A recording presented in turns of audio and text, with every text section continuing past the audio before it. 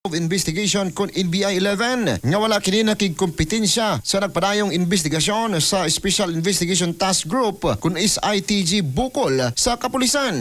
Sa interview sa XFM Davao ngadto kang NBI 11 spokesperson Agent Eli Lianyo atol sa programang Bullseye, gibutyag nga ipasa gyapon niini ngadto sa SITG ang resulta sa ilang ginahimong parallel investigation labot sa pagpusil patay kang Digos City 3 de Mayo Barangay Kapitan Oscar Dudong Bukol Jr. Parallel investigation kami in such a way na kung ano man ang makuha namin mga ebidensya, we will supply it to the SITG. So, to be honest, to be frank, this is a combined effort kasi may marching orders kami from our National Director Angelito Magno and our Regional Director Arcelito Albaon.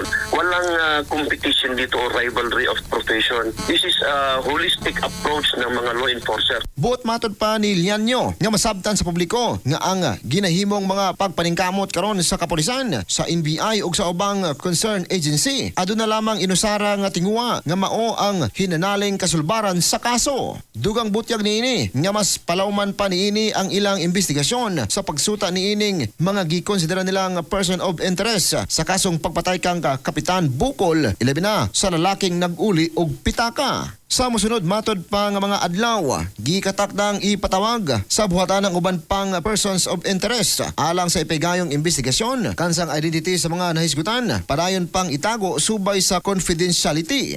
Nasayran nga nanukad ang gihimong parallel investigation sa NBI human sa nadawatang request gikan sa pamilyang Bukol pinaagi ni Attorney Israelito Turion. Katropa, kaping nga healthy dunig latatayon ng collagen ng imong gipangita mag Santon Gold Coffee Mix na. Alang sa nagkayusang Pilipino para sa Pilipinas, Katropang Gabalas, XFM News.